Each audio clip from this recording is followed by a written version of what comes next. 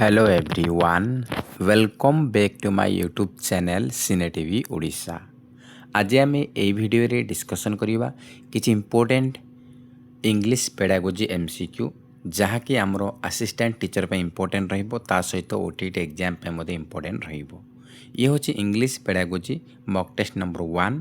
एथिरे आम डिस्कसन करवा टोटल 50 क्वेश्चन डिस्कसन करवा। आपण मैंने आउट ऑफ 50 केते स्कोर रखुछंती कमेंट बॉक्स रे निहाती भावे जणाई पारिबे। तो स्टार्ट करवा प्रथम क्वेश्चन सहित। फास्ट क्वेश्चन रही आपण मानक पई, the primary aim of teaching English to the children is to develop their dash. से कहूँ जे आम आमर इंग्लिश टीचिंग करचंती बा इंग्लिश शिखिबार प्राथमिक लक्ष्य कौन पिला मानकर डेवलप करबा पे। तो राइटिंग एबिलिटी ना कम्युनिकेटिव एबिलिटी ना रीडिंग एबिलिटी ना रीडिंग एंड राइटिंग एबिलिटी। तो देखो इंग्लिश पिला मानकु इंग्लिश टीचिंग देबार प्राथमिक उद्देश्य पिला मानकर कौन डेवलप करिया पे, पिला मानकर कम्युनिकेटिव एबिलिटी को डेवलप करबा। Communicative ability option number B हे जिवो सठिक उत्तर। नेक्स्ट क्वेश्चन रही knowledge of punctuation can be tested through the test आप। से कहूँ जे गोटे पिलार विराम चिन्ह कौटी बसब कौटी नहीं तार नॉलेज विराम चिन्ह बसैबार नॉलेज अच्छी कि नहीं आम कौ टेस्ट कले जानीपर। स्पीकिंग ना रीडिंग ना राइटिंग ना लिसनिंग। विराम चिन्ह बसैबार नॉलेज बा ज्ञान अच्छी कि आम केमती जानिबा।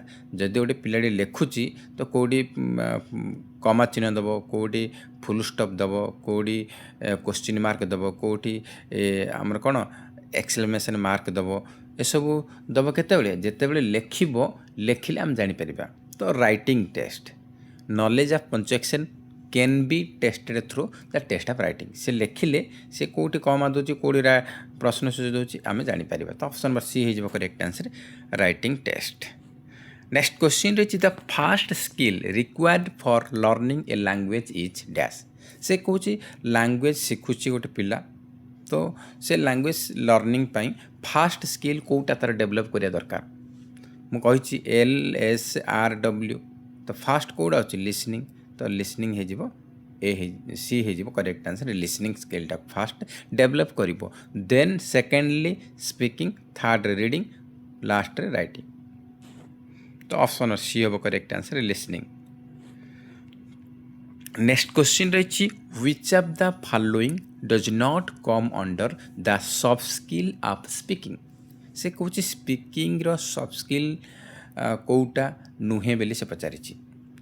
Fluency, clarity, pronunciation, skimming.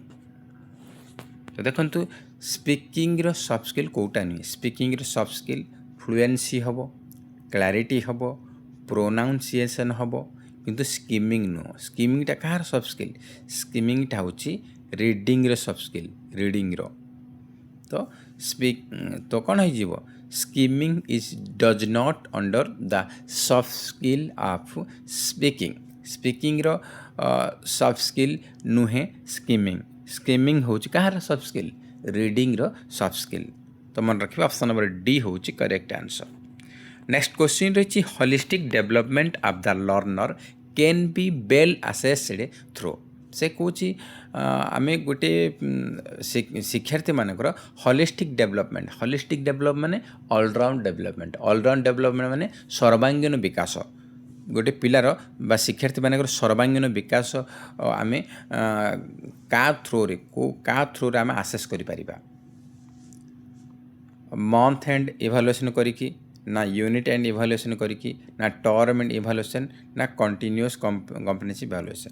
तो पिला मानकर होलिस्टिक डेवलपमेंट को आसेस कर क्या थ्रू रे आम CCE थ्रू रे। CCE continuous and comprehensive evaluation, continuous comprehensive evaluation. तो डी हो सठिक उत्तर। नेक्स्ट क्वेश्चन रही which of the following is not a principle of communicative language testing. से कहूँ कम्युनिकेटिव लैंग्वेज टेस्टिंग रो कोटा गोटे प्रिंसिपल नुहे, कोटा गोटे सिद्धांत नुहे। Instruction is contextualised and meaning based. Learners interaction is maximized. Repetition and drilling are used maximally. Errors are valued as evidence of learning.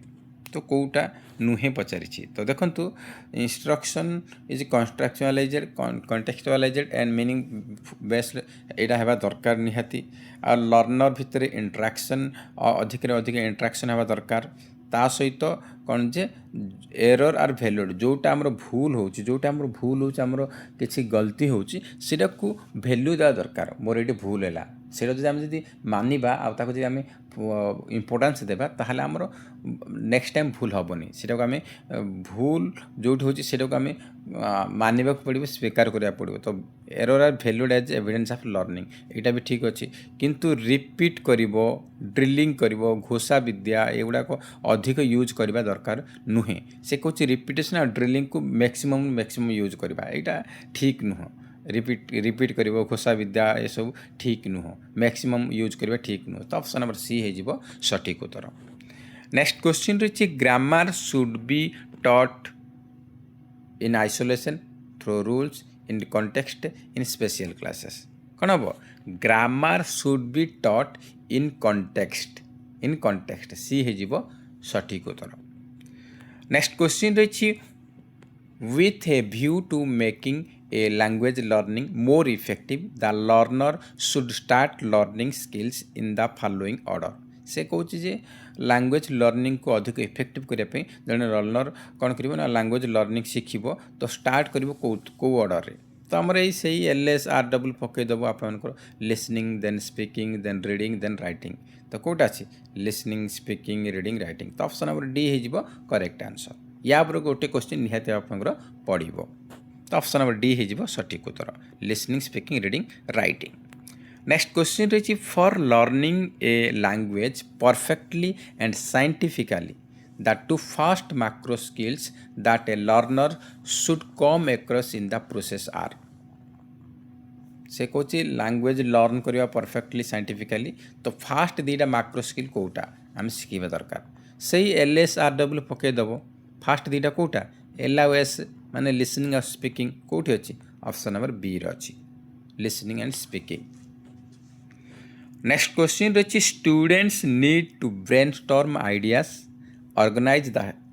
organize them draft edit revise their work it is the process which reflects ये प्रोसेसटा कौन reflect करुच्ची reading skill ना writing ना listening ना speaking तो कौन हम editing revising draft ये सब आम कौन आमर writing skill option number B हो correct answer writing skills. Next question रही the soft skill of dash is skimming मुझे ही कहली स्किमिंगटा कहार सॉफ्ट स्किल मुझे ही कहली तो टाइम वेस्ट करार ना कौन हम ना रीडिंग सॉफ्ट स्किल हूँ स्किमिंग आउट मन रखिए reading soft skill scanning SCANNING scanning और scanning and skimming both are the soft skill of reading मन रखिए एग्जाम इंपोर्टेंट रहिबो। नेक्स्ट क्वेश्चन रही the smallest unit of word is called word smallest unit को कौन कहुए फोनिम अल्फोन जंक्चर ना morpheme कौन कहुए मॉर्फिम कहुए मॉर्फिम डी हूँ करेक्ट आंसर। नेक्स्ट क्वेश्चन रही the rise and fall of pitch in voice is called से कौन कहूँ ना आमर जो वॉइस रो पिचटा अप आउ डाउन होची तो ताकू कौन कहुँ फ्लुएनी ना पॉज ना इंटोनेशन ना स्ट्रेस तो अप एंड डाउन को कौन कहुँ राइज एंड फॉल को वॉइस पिच रे ताकू इंटोनेशन कहुए कौन कहुए ना इंटोनेशन बोली कहुए। नेक्स्ट क्वेश्चन रही आपण according to which constitutional amendment the provision for free and compulsory education has been made for the children in the age group of 6 to 14 years से कहूँ जे कौन कहूँ ना आमर कहूँ जे आमर कौन कौ अमेंडमेंट एक्ट अनुजाई 6 ରୁ 14 वर्ष बयसर पिला मानकु मागणा एवं बाध्यतामूलक शिक्षादान देवाई आमर संविधान रे अच्छी तो कौटा ये क्वेश्चन बहुत थर पचारि तो करेक्ट आंसर जो कौन 86th amendment act 86 option number B हो सठिक उत्तर। नेक्स्ट क्वेश्चन रही the aim of teaching English language is to acquire the knowledge of dash से कहूँ जे आम इंग्लिश टीचिंग कर तार लक्ष्य कौ नॉलेज को आम अर्जन करवा grammar word and phrases sentences ना लैंग्वेज स्किल तो कौन हम ना लैंग्वेज स्किल्स डी हो सठिक उत्तर।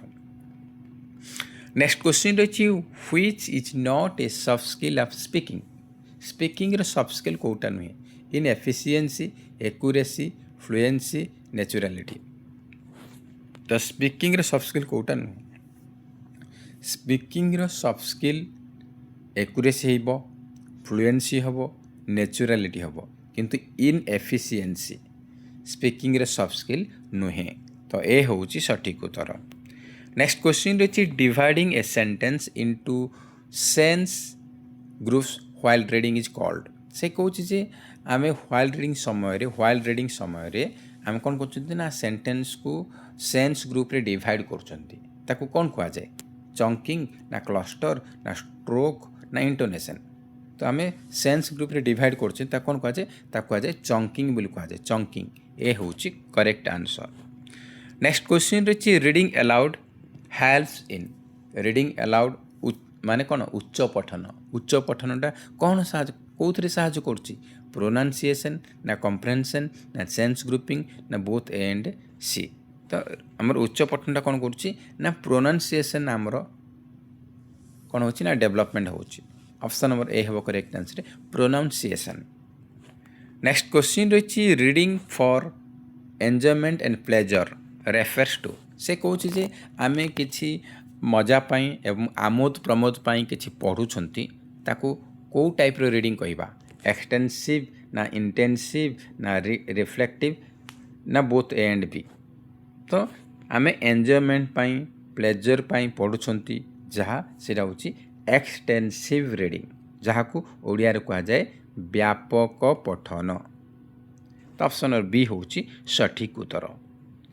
नेक्स्ट क्वेश्चन रही peer assessment gives rise to dash से कहूँ पीर असेसमेंटा आमर कौटा को राइज करुच्ची कंपटीशन को ना लर्नर सेल्फ रेस्पॉन्सिबिलिटी ना conflict none of the above is true तो देखो पीर असेसमेंटा आमर कौन राइज करुच्ची ना लर्नर सेल्फ रेस्पॉन्सिबिलिटी को ऑप्शन नंबर बी हो correct answer learners self responsibility.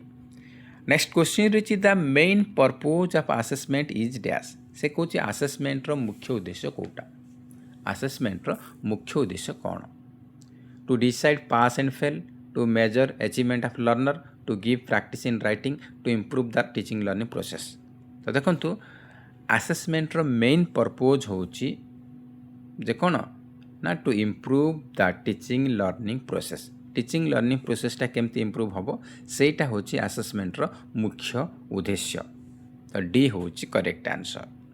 Next question रही which of the following will help learners take greater responsibility for their own learning से कहूँ या भर कौटा आमर कौन कर लर्नर को हेल्प करुच्ची से रेस्पॉन्सिबिलिटी को ग्रेटर रेस्पॉन्सिबिलिटी नहीं पारे से ओन लर्निंग पाई ओन लर्निंग कथा कही कौन हम समेटिव असेसमेंट ना सुपरवाइज्ड रीडिंग सेशन ना कंट्रोल राइटिंग ना पीर असेसमेंट देर ओन लर्निंग से मैंने निज लर्निंग को निजे टेक ओवर करेंगे तो कौन ताको कह जाए पीर असेसमेंट कह जाए पीर असेसमेंट।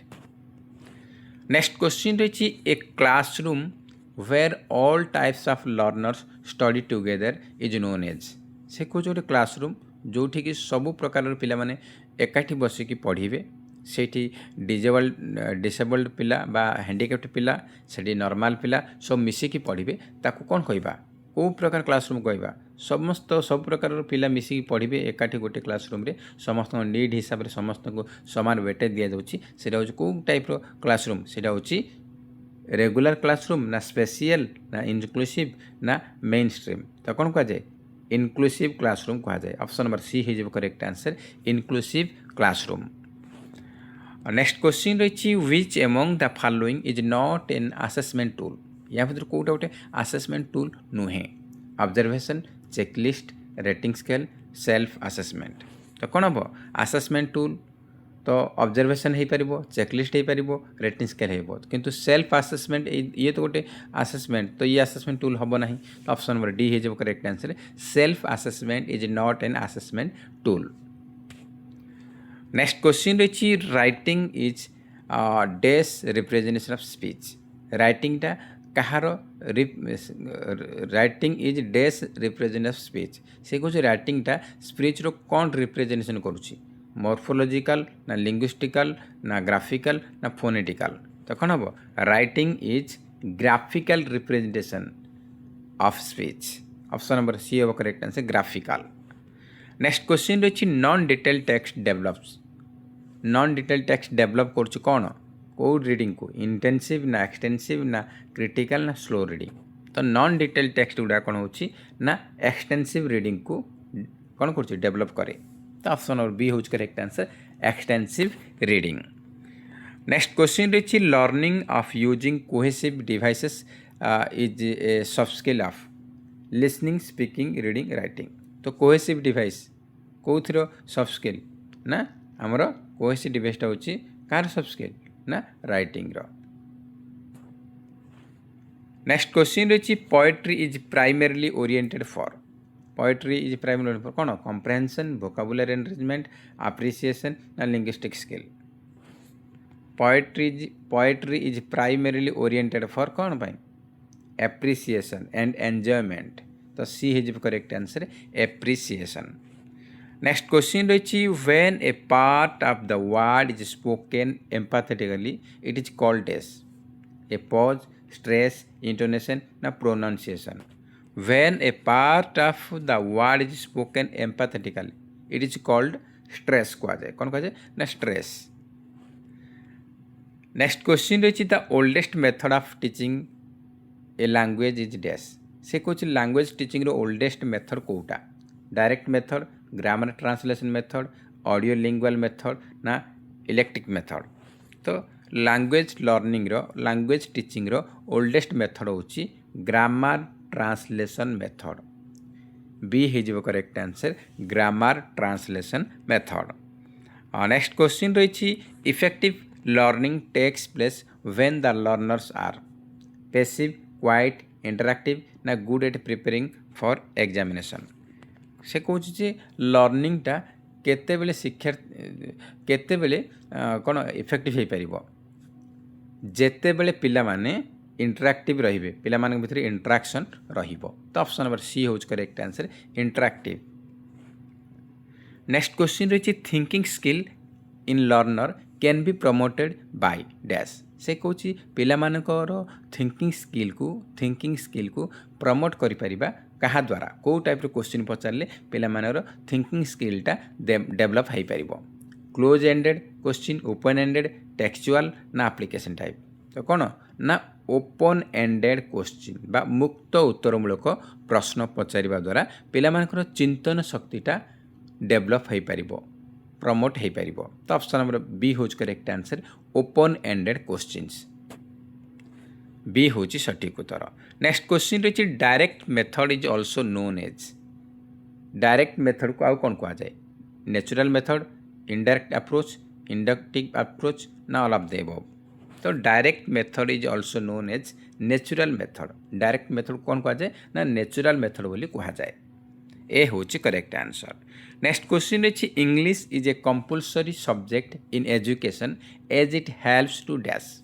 से कौन इंग्लिशटा कंपल्सरी सब्जेक्ट एजुकेशन रे से कौन हेल्प करुच्ची पिला मानकु कम्युनिकेटिव स्किल को डेवलप करुच्ची ना हायर एजुकेशन पाई ना रिसर्च पाई ना प्लेसमेंट पाई कौन पाई English is a compulsory subject in education as it helps to develop communication skills A हूँ correct answer develop communication skills next question रही our constitution recommends English as the dash आमर संविधान recommend करुच्ची इंग्लिशटा कौन lingua franca associate official language compulsory subject in education language of administration तो कौन हम our constitution recommends English as the associate official language इंग्लिशटा को आमर संविधान कौ लैंग्वेज मान्यता देछि ना एसोसिएट ऑफिशियल लैंग्वेज मान्यता देछि। ऑप्शन नंबर बी हे जिवो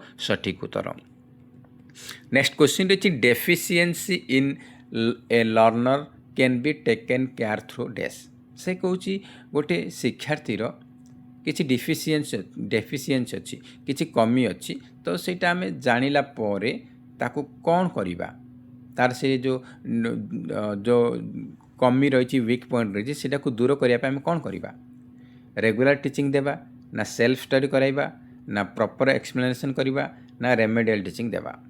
तो देखूँ आम डायग्नोस्टिक टेस्ट कले डायग्नोस्टिक टेस्ट कलापर गोटे पिला शिक्षार्थी किसी कमी बा डिफिशिएंसी बा किसी वीक पॉइंट आम जानिले जानला पर से वीक पॉइंट को रिकवर करने से गैप को रिकवर करने आम कौन करवा आम ताकू रेमेडियल टीचिंग देवा प्रतीकात्मक शिक्षण देवा। ऑप्शन नंबर डी होज correct answer remedial teaching. Next question रही teaching of English in India as a second language has been very important and inevitable since कौन हम India is a multilingual nation India and language books are mostly written in English. English is a foreign language. English is a link and international language. कौन हम ना English is a link and international language. D होची correct answer. Next question रही Dash advocated educating Indians through English.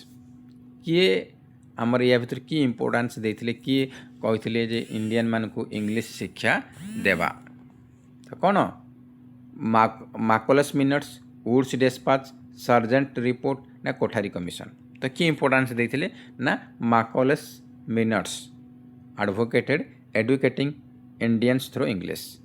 Option number A होची correct answer.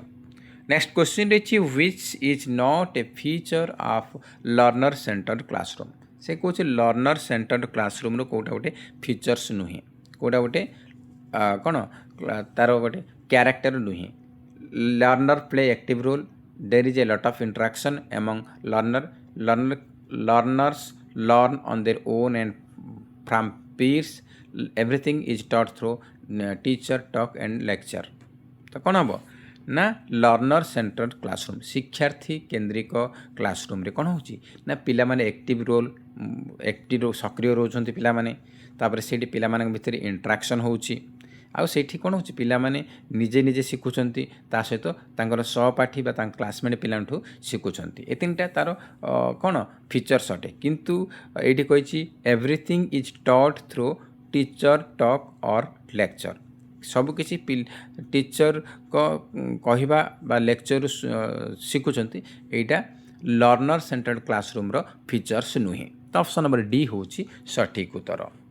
Next question रही आप मन पई नेक्स्ट क्वेश्चन रही which method is also known as the natural method of teaching English as a second language. से कौच कौ मेथडटा natural method रूपे जनाशुना आउ सेटा होची इंग्लिश जहाँकि इंग्लिश गोटे सेकेंड लैंग्वेज भाई पढ़ुंट तो कौन हम नेचुरल मेथड क्या कहुए मुझे अलरेडी कही यहाँ क्वेश्चन आउ टे मोडिफाई करके लंग कर पचारि ये English as a second language लिखिदेची पिला कन्फ्यूज करने तो कौ मेथड नेचुरल मेथड क्या कहुए ना डायरेक्ट मेथड को कहुए direct method is also known as natural method of teaching English as a second language. Option number D हम correct answer direct method. Next question रही when a test is conducted to find out some deficiency it is called। से कौच when a test is conducted to find out some deficiency it is called। से कौच किसी deficiency को find out करने आम जो test conduct कर कौन कहुए किसी आमर वीक पॉइंट को आइडेंटिफाई करने फाइंड आउट करने खोजापी आमर जो टेस्ट होता कौन कहुए इजी क्वेश्चन आमर फाइंड आउट कही आइडेंटिफाई करा कही तो कौन हम डायग्नोस्टिक टेस्ट हम डायग्नोस्टिक टेस्ट पी हो सठिक उत्तर। नेक्स्ट क्वेश्चन रही which is not A guiding principle of NCF 2005। से कौच नेशनल करिकुलम फ्रेमवर्क 2005 रो कोटा गोटे गाइडिंग प्रिंसिपल नुहे सिद्धांत नुहे connecting knowledge to life outside the school ensuring children's providing job opportunity, ensuring learning shifted away from the rote methods, making examination more flexible। तो कौन हम NCF 2005 अनुजाई Kota guiding principle नुहे पचारि तो देखो पिलामानकु आउट स्कूल बाहर लाइफ सहित आम जोड़ा जहाँद्वारा से नॉलेज बाहर नॉलेज पाइपर यहाँ तार गोटे प्रिंसिपल अटे आ कौन ना पिलामानकु कौन करेंगे ना घोषा विद्या ठारू दूरे रखा यहाँ तार गोटे सिद्धांत आउ एग्जामिनेशन को अधिक अधिक नमनीयता नमनीय करेंगे मोर फ्लेक्सिबल करेंगे यहाँ तार गोटे कौन गाइडिंग प्रिंसिपल। किंतु सबु पिला माने पाठ पढ़ले माने समस्त को चाकरी सुजोग देवा यहाँ सुनिश्चित करवा यहाँ एनसीएफ 2005 रो सिद्धांत नुहे।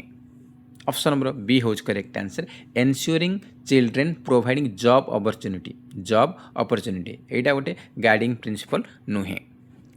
नेक्स्ट क्वेश्चन रही reading stories novels comics and cartoons facilitates dash reading से कौच आम रीडिंग स्टोरी रीड कर नोवेल रीड कर कॉमिक्स पढ़ुं कार्टून्स पढ़ुं या द्वारा आमर कौ टाइप रो रीडिंगटा कौन डेवलपमेंट हो इंटेंसिव एक्सटेंसिव लाउड शैडो। तो कौन हम नोवेल्स हो गला स्टोरी हो गला कॉमिक्स कार्टून न्यूज़पेपर ये पढ़ुवा द्वारा कौन हो आमर एक्सटेंसिव रीडिंगटा डेवलपमेंट हो एक्सटेंसिव रीडिंगटा डेवलपमेंट हो तो बी हो सठिक उत्तर।